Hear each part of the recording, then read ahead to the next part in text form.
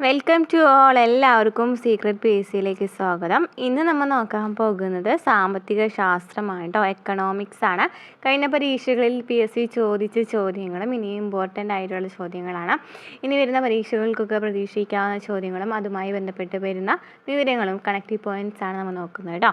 അപ്പോൾ ക്ലാസ്സുകൾ ഇഷ്ടപ്പെടുകയാണെന്നുണ്ടെങ്കിൽ സബ്സ്ക്രൈബ് ചെയ്യുക, സപ്പോർട്ട് ചെയ്തേക്കുക, കമൻറ്റ് ചെയ്യാം. നമുക്ക് ഫസ്റ്റ് ക്വസ്റ്റ്യനിലേക്ക് പോകാം. ഇന്ത്യയിലെ പണനയത്തിൻ്റെ ഉപകരണങ്ങൾ കണ്ടെത്തുക. ഇന്ത്യയിലെ പണനയത്തിൻ്റെ ഉപകരണങ്ങൾ താഴെ തന്നിരിക്കുന്നതിൽ ഏതൊക്കെയാണ്? മാർജിനൽ സ്റ്റാൻഡിംഗ് ഫെസിലിറ്റേറ്റർ, കമ്മി ധനസഹായം എന്നിവ ഇന്ത്യയിലെ പണനയത്തിൻ്റെ ഉപകരണങ്ങളാണ്. മാർജിനൽ സ്റ്റാൻഡിംഗ് ഫെസിലിറ്റേറ്റർ, കമ്മി ധനസഹായം. മാർജിനൽ സ്റ്റാൻഡിംഗ് ഫെസിലിറ്റേറ്റർ, കമ്മി ധനസഹായം എന്നിവ ഇന്ത്യയിലെ പണനയത്തിൻ്റെ ഉപകരണങ്ങളാണ്. ഓപ്ഷൻ ബി ആണ് 1ഉം 2ഉം ആണ്.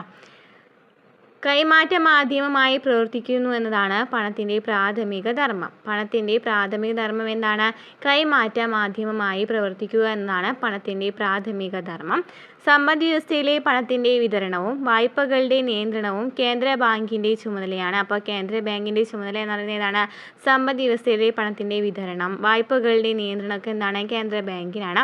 ഇതിനായി കേന്ദ്ര ബാങ്ക് സ്വീകരിക്കുന്ന നയമാണ് പണനയം. ഇതിനായിട്ട് കേന്ദ്ര ബാങ്ക് സ്വീകരിക്കുന്ന നയമാണ് പണനയം. ബാങ്ക് റേറ്റ് തുറന്ന വിപണി പ്രവർത്തനങ്ങൾ, കരുതൽ ധനാനുപാതത്തിലെ മാറ്റം, സ്റ്റെറിലൈസേഷൻ നടപടികൾ എന്നിവ പണനയത്തിലെ പ്രധാന ഉപകരണങ്ങളാണ്. ബാങ്ക് റേറ്റ് തുറന്ന വിപണി പ്രവർത്തനങ്ങൾ, കരുതൽ ധനാനുപാതത്തിലെ മാറ്റം, സ്റ്റെറിലൈസേഷൻ നടപടികൾ എന്നിവ പണനയത്തിലെ പ്രധാന ഉപകരണങ്ങളാണ്. പണനയ ഉപാധികളെ ഗുണപരമായ ഉപാധികൾ, അളവുപരമായ ഉപാധികൾ എന്നിങ്ങനെ രണ്ടായി തരംതിരിക്കാം. പണനയ ഉപാധികളെ എങ്ങനെയാണ് രണ്ടായി തരംതിരിക്കുന്നത്? ഗുണപരമായ ഉപാധികളെന്നും അളവുപരമായ ഉപാധികൾ എന്നിങ്ങനെ രണ്ടായിട്ട് തരംതിരിക്കാം. ബാങ്ക് റേറ്റ് തുറന്ന വിപണിയിലെ പ്രവർത്തനങ്ങൾ, കരുതൽ ധനാനുപാതത്തിലെ മാറ്റം, സ്റ്റെറിലൈസേഷൻ നടപടികൾ എന്നിവയാണ് ഗുണപരമായ ഉപാധികൾ. അപ്പോൾ ഗുണപരമായ ഉപാധികൾ എന്താണ്? ബാങ്ക് റേറ്റ് തുറന്ന വിപണിയിലെ പ്രവർത്തനങ്ങൾ, കരുതൽ ധനാനുപാതത്തിലെ മാറ്റം, സ്റ്റെറിലൈസേഷൻ നടപടികൾ എന്നിവയാണ് ഗുണപരമായ ഉപാധികൾ. ധാർമ്മിക പ്രേരണ, മാർജിൻ റിക്വയർമെൻറ്റ്സ്, പ്രത്യക്ഷ നടപടികൾ എന്നിവയാണ് അളവുപരമായ ഉപാധികൾ. അപ്പോൾ ഗുണപരമായ ഉപാധികൾ എന്തൊക്കെയാണ്? ബാങ്ക് റേറ്റ് തുറന്ന വിപണിയിലെ പ്രവർത്തനങ്ങൾ, കരുതൽ ധനാനുപാതത്തിലെ മാറ്റം, സ്റ്റെറിലൈസേഷൻ നടപടികൾ എന്നിവയ്ക്ക് ഗുണപരമായ ഉപാധികളാണ്. ധാർമ്മിക പ്രേരണ, മാർജിൻ റിക്വയർമെൻറ്റ്സ്, പ്രത്യക്ഷ നടപടികൾ എന്നിവയാണ് അളവുപരമായ ഉപാധികൾ. അളവുപരമായ ഉപാധികൾ ഏതൊക്കെയാണ്? ധാർമ്മിക പ്രേരണ, മാർജിൻ റിക്വയർമെൻറ്റ്സ്, പ്രത്യക്ഷ നടപടികൾ. Next question. ഒരു സങ്കോചപരമായ ധനനയത്തിൽ സർക്കാർ എന്താണ് ചെയ്യുന്നത്? ഒരു സങ്കോചപരമായ ധനനയത്തിൽ സർക്കാർ എന്താണ് ചെയ്യുന്നത്? കുറഞ്ഞ സർക്കാർ ചെലവും ഉയർന്ന നികുതികളും. കുറഞ്ഞ സർക്കാർ ചെലവും ഉയർന്ന നികുതികളും. ഓപ്ഷൻ സി ആണ് ശരിയായ ആൻസർ. ഒരു സങ്കോചപരമായ ധനനയത്തിൽ സർക്കാർ ചെയ്യുന്നത് എന്താണ്? കുറഞ്ഞ സർക്കാർ ചെലവും ഉയർന്ന നികുതികളുമാണ്. പൊതുവരുമാനം, പൊതുചെലവ്, പൊതുകടം എന്നിവയെ സംബന്ധിച്ച സർക്കാർ നയമാണ് ധനനയം എന്ന് പറയുന്നത്. അപ്പോൾ എന്താണ് ധനനയം? പൊതുവരുമാനം, പൊതുചെലവ്, പൊതുകടം എന്നിവയെ സംബന്ധിച്ച സർക്കാർ നയമാണ് ധനനയം. സാമ്പത്തിക സ്ഥിരത കൈവരിക്കുക, തൊഴിലവസരങ്ങൾ സൃഷ്ടിക്കുക, അനാവശ്യ ചെലവുകൾ നിയന്ത്രിക്കുക തുടങ്ങിയവ ധനനയത്തിൻ്റെ ചില ലക്ഷ്യങ്ങളാണ്. അപ്പോൾ ധനനയത്തിൻ്റെ ലക്ഷ്യങ്ങൾ ചോദിക്കാം. സാമ്പത്തിക സ്ഥിരത കൈവരിക്കുക, തൊഴിലവസരങ്ങൾ സൃഷ്ടിക്കുക, അനാവശ്യ ചെലവുകൾ നിയന്ത്രിക്കുക തുടങ്ങിയവ ധനനയത്തിൻ്റെ ചില ലക്ഷ്യങ്ങളാണ്. പണപ്പെരുപ്പം നിയന്ത്രിക്കാനാണ് സങ്കോചനയം പ്രധാനമായും ഉപയോഗിക്കുന്നത്. പണപ്പെരുപ്പം നിയന്ത്രിക്കാനാണ് സങ്കോചനയം പ്രധാനമായും ഉപയോഗിക്കുന്നത്. എന്തിനാണ്? പണപ്പെരുപ്പം നിയന്ത്രിക്കാനാണ്.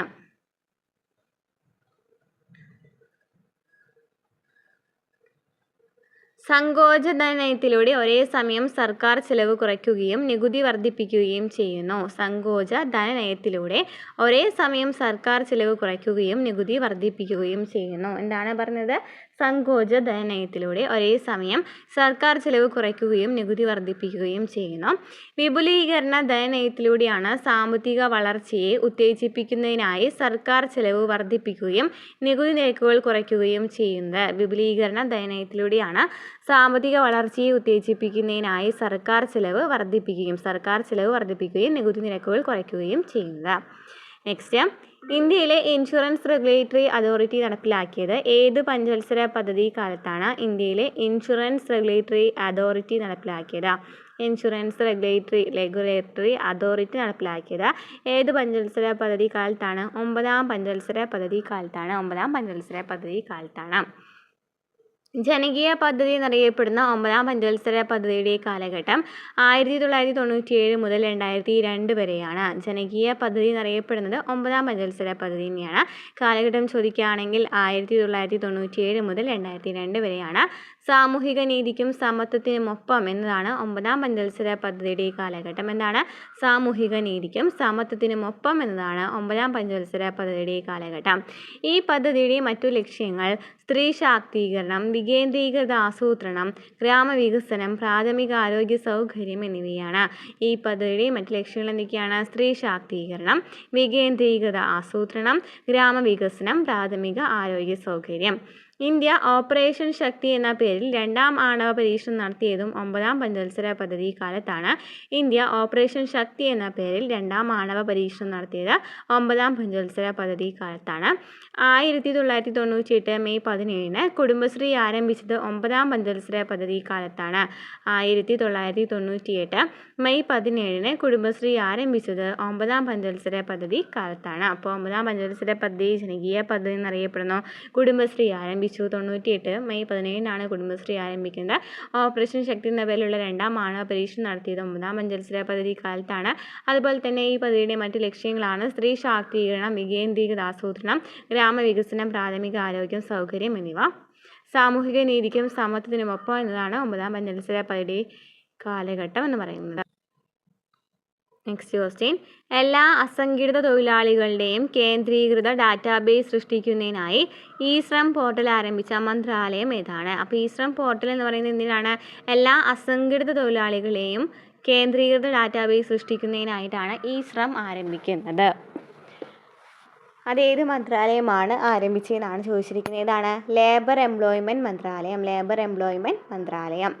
നിർമ്മാണ തൊഴിലാളികൾ, കർഷക തൊഴിലാളികൾ, കുടിയേറ്റ തൊഴിലാളികൾ, തെരുവ് കച്ചവടക്കാർ, പ്ലാറ്റ്ഫോം തൊഴിലാളികൾ, വീട്ടുജോലിക്കാർ തുടങ്ങിയ അസംഘടിത തൊഴിലാളികളുടെ വിവരങ്ങൾ ഉൾക്കൊള്ളുന്ന ആദ്യത്തെ ദേശീയ ഡാറ്റാബേസാണ് ഇ-ശ്രം പോർട്ടൽ എന്ന് പറയുന്നത്.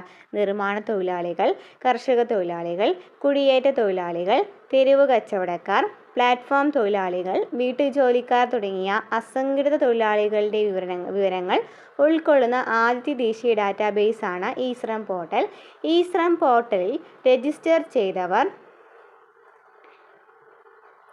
എല്ലാ തൊഴിലാളികൾക്കും 12 അക്ക നമ്പർ അടങ്ങിയ ഏകീകൃത തിരിച്ചറിയൽ കാർഡ് നൽകുന്നുണ്ട്. എല്ലാ തൊഴിലാളികൾക്കും രജിസ്റ്റർ ചെയ്ത എല്ലാ തൊഴിലാളികൾക്കും 12 അക്ക നമ്പർ അടങ്ങിയ ഏകീകൃത തിരിച്ചറിയൽ കാർഡ് നൽകുന്നു. ദേശീയ കരിയർ സേവന portal, skill India digital hub എന്നിവയെ ഇ-ശ്രം പോർട്ടലിൽ ലയിപ്പിച്ചു. ഇ-ശ്രം പോർട്ടലിൽ ലയിപ്പിച്ചത് ഏതൊക്കെയാണ്? ദേശീയ കരിയർ സേവന portal, skill India digital hub എന്നിവയെ ഇ-ശ്രം പോർട്ടലിൽ ലയിപ്പിച്ചു. 2021 ഓഗസ്റ്റ് 26 കേന്ദ്ര തൊഴിൽ മന്ത്രി ഭൂപേന്ദർ യാദവ് ഉദ്ഘാടനം ചെയ്തു. 2021 ഓഗസ്റ്റ് 26 കേന്ദ്ര തൊഴിൽ മന്ത്രി ആരായിരുന്നു? ഭൂപേന്ദർ യാദവ് ആയിരുന്നു. അദ്ദേഹമാണ് ഇ-ശ്രം പോർട്ടൽ ഉദ്ഘാടനം ചെയ്തത്. രജിസ്ട്രേഷൻ സംബന്ധിച്ച സംശയങ്ങൾ ദൂരീകരിക്കാൻ കേന്ദ്ര തൊഴിൽ മന്ത്രാലയം ആരംഭിച്ച ടോൾ ഫ്രീ നമ്പറാണ് 14434. രജിസ്ട്രേഷൻ സംബന്ധിച്ച സംശയങ്ങൾ ദൂരീകരിക്കാൻ കേന്ദ്ര തൊഴിൽ മന്ത്രാലയം ആരംഭിച്ച ടോൾ ഫ്രീ നമ്പർ ഏതാണ്? 14434. Next question. 16ാം ധനകാര്യ കമ്മീഷന്റെ ചെയർമാൻ ആരാണ്? 16ാം ധനകാര്യ കമ്മീഷന്റെ ചെയർമാൻ ആരാണ്? അരവിന്ദ് പനഗിരിയ. 16ാമത് ധനകാര്യ കമ്മീഷനെ നിയമിച്ചത് 2023 ഡിസംബർ 31. 16ാമത് ധനകാര്യ കമ്മീഷനെ നിയമിച്ചത് 2023 ഡിസംബർ 31. രാഷ്ട്രപതി നിയമിക്കുന്ന കേന്ദ്ര ധനകാര്യ കമ്മീഷന്റെ കാലാവധി 5 വർഷമാണ്. അപ്പോൾ രാഷ്ട്രപതിയാണ് കേന്ദ്ര ധനകാര്യ കമ്മീഷനെ നിയമിക്കുന്നത്. കാലാവധി ചോദിക്കുകയാണെങ്കിൽ എത്രയാണ്? 5 വർഷമാണ്. കേന്ദ്ര ധനകാര്യ കമ്മീഷനിൽ ഒരു ചെയർമാനും 4 അംഗങ്ങളുമടക്കം 5 പേരാണുള്ളത്. ഒരു ചെയർമാനും 4 അംഗങ്ങളുമടക്കം 5 പേരാണ് ഉണ്ടായിരിക്കുക ധനകാര്യ കമ്മീഷനിൽ. ധനകാര്യ കമ്മീഷനെക്കുറിച്ച് പ്രതിപാദിക്കുന്ന ഭരണഘടനാ വകുപ്പ് ആർട്ടിക്കിൾ 280 ആണ്. ആർട്ടിക്കിൾ 280 എന്ത് പറയുന്നു?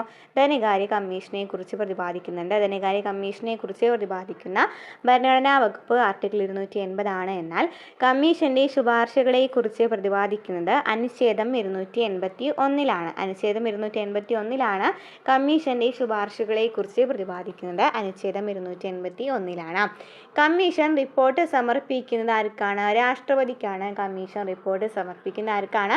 രാഷ്ട്രപതിക്കാണ്. നെക്സ്റ്റ് ക്വസ്റ്റ്യൻ, GSTക്ക് കീഴിലുള്ള ഇറക്കുമതിക്ക് ചുമത്തുന്ന നികുതി ഏതാണ്? GSTക്ക് കീഴിലുള്ള ഇറക്കുമതിക്ക് ചുമത്തുന്ന നികുതി ഏതാണ്? IGST ആണ് GSTക്ക് കീഴിലുള്ള ഇറക്കുമതി ചുമത്തുന്ന നികുതി.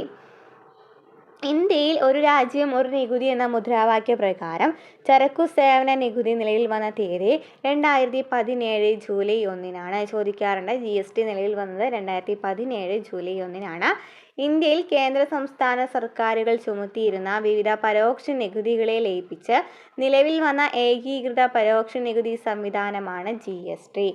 ഇന്ത്യയിൽ കേന്ദ്ര സംസ്ഥാന സർക്കാരുകൾ ചുമത്തിയിരുന്ന വിവിധ പരോക്ഷ നികുതികളെ ലയിപ്പിച്ച് നിലവിൽ വന്ന ഏകീകൃത പരോക്ഷ നികുതി സംവിധാനമാണ് GST. സംസ്ഥാനത്തിനകത്ത് ക്രയവിക്രയം നടത്തുന്ന ചരക്കുകളുടെയും സേവനങ്ങളുടെയും മേലാണ് GST ചുമത്തുന്നത്. ക്രയവിക്രയം നടത്തുന്ന ചരക്കുകളുടെയും സേവനങ്ങളുടെയും മേലാണ് GST ചുമത്തുന്നത്. സംസ്ഥാന മൂല്യവർദ്ധിത നികുതി, കേന്ദ്ര എക്സൈസ് ഡ്യൂട്ടി, സേവന നികുതി, കേന്ദ്ര വിൽപ്പന നികുതി, പ്രവേശന നികുതി, വിനോദ നികുതി, ആഡംബര നികുതി, പരസ്യ നികുതി എന്നിവ GST ലയിപ്പിച്ചു. സംസ്ഥാന മൂല്യവർദ്ധിത നികുതി, കേന്ദ്ര എക്സൈസ് ഡ്യൂട്ടി, സേവന നികുതി, കേന്ദ്ര വിൽപ്പന നികുതി, പ്രവേശന നികുതി, വിനോദ നികുതി, ആഡംബര നികുതി, പരസ്യ നികുതി എന്നിവ GST ലയിപ്പിച്ചു.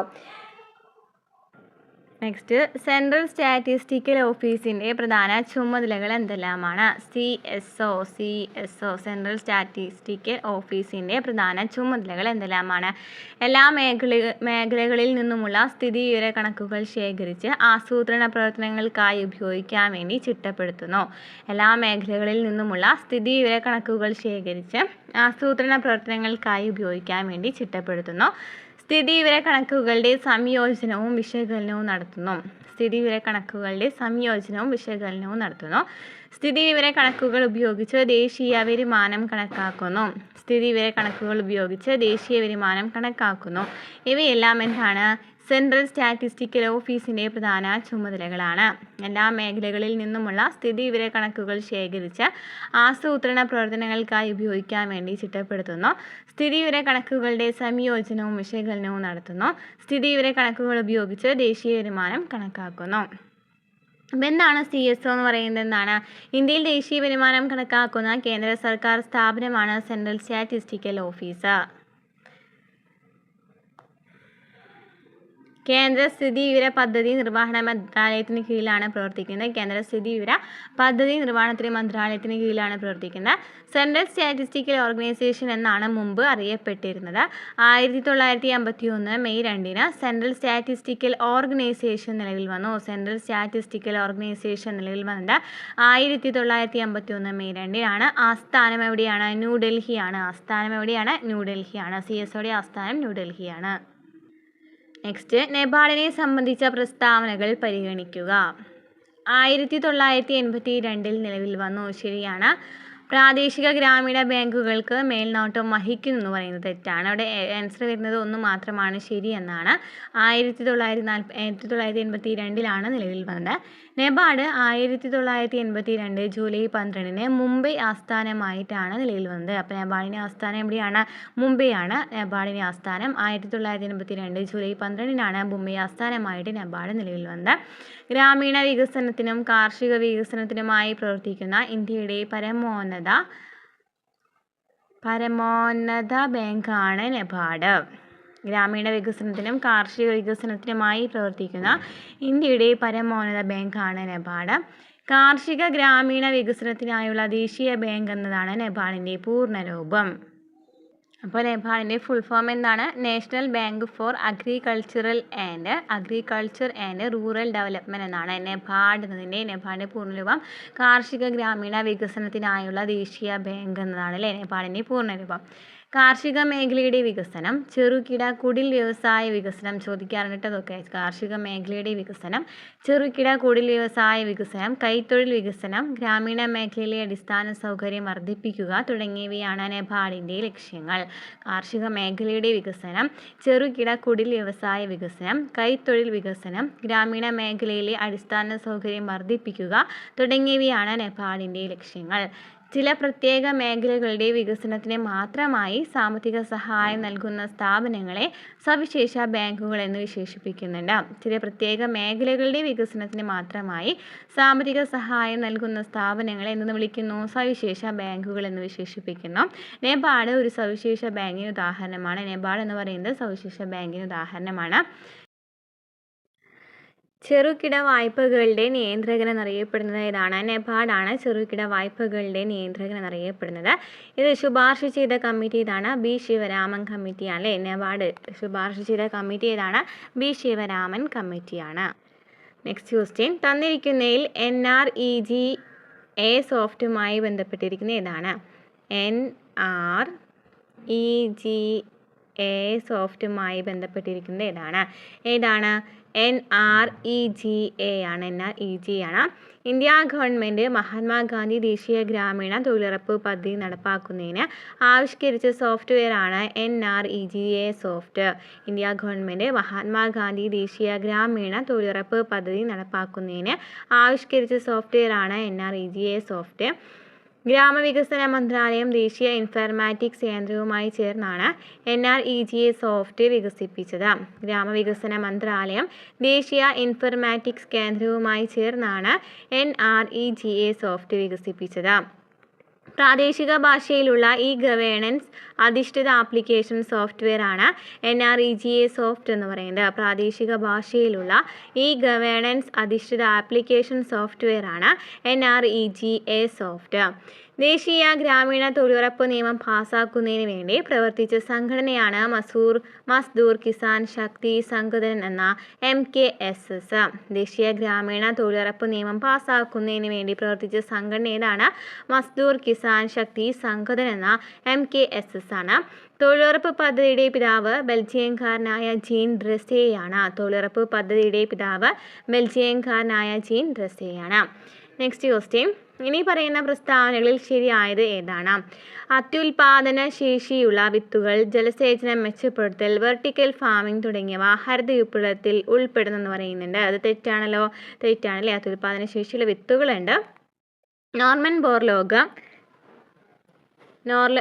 ബോർലോഗ് ഹരിത വിപ്ലവത്തിൻ്റെ പിതാവായി പരിഗണിക്കപ്പെടുന്നു. ശരിയാണ്.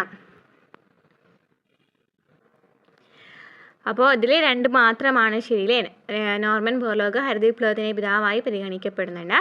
ഇന്ത്യയിൽ 1960 മുതൽ 70 വരെയും 1970 മുതൽ 80 വരെയും 2 ഘട്ടങ്ങളിലായി കാർഷിക രംഗത്തുണ്ടായ മാറ്റമാണ് ഹരിത വിപ്ലവം. അപ്പോൾ ഹരിത വിപ്ലവം 2 ഘട്ടങ്ങളായിട്ടാണ്. 1960 മുതൽ 70 വരെയും 1970 മുതൽ 80 വരെയുമാണ് 2 ഘട്ടങ്ങളിലാണ് ഈ കാർഷിക രംഗത്തുണ്ടായ മാറ്റമാണ് ഈ ഹരിത വിപ്ലവം എന്ന് പറയുന്നത്. അത്യുൽപാദന ശേഷിയുള്ള വിത്തുകൾ, ജലസേചന സൗകര്യങ്ങൾ, രാസവളം, കീടനാശിനികൾ, കുറഞ്ഞ പലിശയിൽ സാമ്പത്തിക സഹായം എന്നിവ ഉപയോഗിച്ച് രാജ്യത്ത് നേടിയ കാർഷിക പുരോഗതിയാണ് ഹരിത വിപ്ലവം. അത്യുൽപാദന ശേഷിയുള്ള വിത്തുകൾ, ജലസേചന സൗകര്യങ്ങൾ, രാസവളം, കീടനാശിനികൾ, കുറഞ്ഞ പലിശയിൽ സാമ്പത്തിക സഹായം എന്നിവ ഉപയോഗിച്ച് രാജ്യത്ത് നേടിയ കാർഷിക പുരോഗതിയാണ് ഹരിത വിപ്ലവം. കാർഷികോൽപാദനം വർദ്ധിച്ചത് മൂലം ഭക്ഷ്യക്ഷാമം ഇല്ലാതായി. സർക്കാരിൻ്റെ ഭക്ഷ്യധാന്യ ശേഖരണത്തിൽ നിന്നും പൊതുവിതരണ സംവിധാനത്തിലൂടെ കുറഞ്ഞ വിലയ്ക്ക് ഭക്ഷണം വിതരണം ചെയ്തു. അപ്പോൾ കാർഷികോൽപാദനം വർദ്ധിച്ചപ്പോൾ എന്ത് സംഭവിച്ചു? ഭക്ഷ്യക്ഷാമം ഇല്ലാതായി. സർക്കാരിൻ്റെ ഭക്ഷ്യധാന്യ ശേഖരത്തിൽ നിന്നും പൊതുവിതരണ സംവിധാനത്തിലൂടെ കുറഞ്ഞ വിലയ്ക്ക് ഭക്ഷണം വിതരണം ചെയ്തു. ഭക്ഷ്യരംഗത്ത് ഇന്ത്യ സ്വയം നേടി. കൃഷിയോഗ്യമായ സ്ഥലത്തിൻ്റെ അളവ് വർദ്ധിച്ചു. സ്വന്തം ഉപഭോഗത്തിന് ശേഷം മിച്ചം വരുന്ന ഭക്ഷണം കർഷകർ വിപണിയിൽ വിറ്റു. മറ്റ് ഉപഭോഗ വസ്തുക്കളെ അപേക്ഷിച്ച് ഭക്ഷ്യധാന്യങ്ങളുടെ വില കുറഞ്ഞു തുടങ്ങിയവയാണ് ഹരിത വിപ്ലവത്തിൻ്റെ നേട്ടങ്ങൾ. അപ്പോൾ ഹരിത വിപ്ലവത്തിൻ്റെ നേട്ടങ്ങൾ എന്തൊക്കെയാണ്? കാർഷികോൽപാദനം വർദ്ധിച്ചത് മൂലം ഭക്ഷ്യക്ഷാമം ഇല്ലാതായി. അതിനു മുമ്പ് നമുക്കിത് ചോദിക്കാറുണ്ടല്ലേ. അത്യുൽപാദന ശേഷിയുള്ള വിത്തുകൾ, ജലസേചന സൗകര്യങ്ങൾ, രാസവളം, കീടനാശിനികൾ, കുറഞ്ഞ പലിശയിൽ സാമ്പത്തിക സഹായം എന്നിവ ഉപയോഗിച്ചാണ് ഈ രാജ്യത്ത് കാർഷിക പുരോഗതി ഉപയോഗിച്ച് രാജ്യത്ത് നേടിയ കാർഷിക പുരോഗതിയാണ് ഹരിത വിപ്ലവം എന്ന് പറയുന്നത്. അതുപോലെ കാർഷിക ഉൽപ്പാദനം വർദ്ധിച്ചത് മൂലം ഭക്ഷ്യക്ഷാമം ഇല്ലാതായി എന്ന് പറയുന്നൊരു നേട്ടമാണ്. സർക്കാരിൻ്റെ ഭക്ഷ്യധാന്യ ശേഖരത്തിൽ നിന്നും പൊതുവിതരണ സംവിധാനത്തിലൂടെ കുറഞ്ഞ വിലയ്ക്ക് ഭക്ഷണം വിതരണം ചെയ്തു. ഭക്ഷ്യരംഗത്ത് ഇന്ത്യ സ്വയം പര്യാപ്തത കൈവരിച്ചു. കൃഷിയോഗ്യമായ സ്ഥലത്തിൻ്റെ അളവ് വർദ്ധിച്ചു. സ്വന്തം ഉപഭോഗത്തിന് ശേഷം മിച്ചം വരുന്ന ഭക്ഷണം കർഷകർ വിപണിയിൽ വിറ്റു. മറ്റു ഉപഭോഗ വസ്തുക്കളെ അപേക്ഷിച്ച് ഭക്ഷ്യധാന്യങ്ങളുടെ വില കുറഞ്ഞു. തുടങ്ങിയവയാണ് ഹരിത വിപ്ലവത്തിൻ്റെ നേട്ടങ്ങൾ. വൻകിട കർഷകരും ചെറുകിട കർഷകരും തമ്മിലുള്ള അന്തരം വർദ്ധിച്ചു. വൻകിട കർഷകരും ചെറുകിട കർഷകരും തമ്മിലുള്ള അന്തരം വർദ്ധിച്ചു. ഇതിൻ്റെ ദൂഷ്യഫലങ്ങളാണ്, പോരായ്മകളാണ് പറയുന്നത്. വൻകിട കർഷകരും ചെറുകിട കർഷകരും തമ്മിലുള്ള അന്തരം വർദ്ധിച്ചു. കൂടുതൽ ഗുണം ലഭിച്ചത് ധനിക കർഷകർക്കായിരുന്നു. ഹരിത വിപ്ലവത്തിൻ്റെ ഒന്നാം ഘട്ടം ചില സംസ്ഥാനങ്ങളിൽ മാത്രം ഒതുങ്ങി. ദരിദ്ര കർഷകരുടെ ജീവിത നിലവാരത്തിൽ മാറ്റമുണ്ടാക്കാൻ കഴിഞ്ഞില്ല. ഭക്ഷ്യവിളകളിൽ നേട്ടമുണ്ടായത് ഗോതമ്പിനാണ്. അത് കാരണം ഗോതമ്പ് വിപ്ലവം എന്നാണ് അറിയപ്പെടുന്നത്. ഭക്ഷ്യവിളകളിൽ നേട്ടമുണ്ടായത് ഗോതമ്പിനായതിനാൽ ഗോതമ്പ് വിപ്ലവം എന്നറിയപ്പെടുന്നു.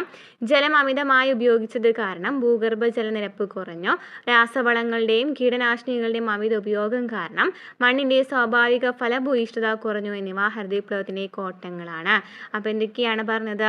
കർഷകരും ധനികരും വൻകിട കർഷകരും ചെറുകിട കർഷകരും തമ്മിലുള്ള അന്തരം വർദ്ധിച്ചു. കൂടുതൽ ഗുണം ലഭിച്ചത് ധനിക കർഷകർക്കായിരുന്നു. ഹരിത വിപ്ലവത്തിൻ്റെ ഒന്നാം ഘട്ടം ചില സംസ്ഥാനങ്ങളിൽ മാത്രം ഒതുങ്ങി. ദരിദ്ര കർഷകരുടെ ജീവിത നിലവാരത്തിൽ മാറ്റമുണ്ടാക്കാൻ കഴിഞ്ഞില്ല. ഭക്ഷ്യവിളകളിൽ നേട്ടമുണ്ടായത് ഗോതമ്പിനായതിനാൽ ഗോതമ്പ് വിപ്ലവം എന്നറിയപ്പെടുന്നു. ജലം അമിതമായി ഉപയോഗിച്ചത് കാരണം ഭൂഗർഭജല നിരപ്പ് കുറഞ്ഞു. രാസവളങ്ങളുടെയും കീടനാശിനികളുടെയും അമിത ഉപയോഗം കാരണം മണ്ണിൻ്റെ സ്വാഭാവിക ഫലഭൂയിഷ്ഠത കുറഞ്ഞു. എന്നിവ ഹരിത വിപ്ലവത്തിൻ്റെ കോട്ടങ്ങളാണ്. Next question. 1991 സാമ്പത്തിക പരിഷ്കാരങ്ങളുമായി ബന്ധപ്പെട്ട ശരിയായ പ്രസ്താവനകൾ കണ്ടെത്തുക. കയറ്റുമതി വർദ്ധിപ്പിക്കുന്നത് രൂപയുടെ മൂല്യം കുറച്ചു. കയറ്റുമതി വർദ്ധിപ്പിക്കുന്നതിന് രൂപയുടെ മൂല്യം കുറച്ചെന്ന് പറയുന്നത് ശരിയായ പ്രസ്താവനയാണ്. 3 ഘട്ടങ്ങളിലായിട്ട് കുറച്ചെന്ന് പറയുന്നതാണ് തെറ്റ് കേട്ടോ. അപ്പോൾ ശരി എന്ന് പറയുന്നത് എന്താണ്? 1 മാത്രമാണ് ഇതിൽ ശരി വരുന്നത്. ഇന്ത്യയിൽ പുത്തൻ സാമ്പത്തിക നയം സ്വീകരിച്ച പ്രധാനമന്ത്രി PV നരസിംഹ റാവു ആണ്. ഇന്ത്യയിൽ പുത്തൻ സാമ്പത്തിക നയം സ്വീകരിച്ച പ്രധാനമന്ത്രി PV നരസിംഹ റാവു ആണ്. ഡോക്ടർ മൻമോഹൻ സിംഗ് ആയിരുന്നു അക്കാലത്തെ ധനകാര്യമന്ത്രി. ആരായിരുന്നു? ഡോക്ടർ മൻമോഹൻ സിംഗ് ആയിരുന്നു. 1991 രൂപയുടെ മൂല്യം കുറച്ചത് മൂലം ഇന്ത്യയുടെ കയറ്റുമതി ശക്തിപ്പെട്ടു. വിദേശ നിക്ഷേപം ആകർഷിച്ചു. ഇറക്കുമതി കുറഞ്ഞു. വ്യാപാര കമ്മി കുറഞ്ഞു. 1991 രൂപയുടെ മൂല്യം കുറച്ചത് മൂലം ഇന്ത്യയുടെ കയറ്റുമതി ശക്തിപ്പെട്ടു. വിദേശ നിക്ഷേപം ആകർഷിച്ചു. ഇറക്കുമതി കുറഞ്ഞു. വ്യാപാര കമ്മി കുറഞ്ഞു. ഇന്ത്യ 1949, 66, 91 വർഷങ്ങളിലാണ് രൂപയുടെ മൂല്യം കുറച്ചത്.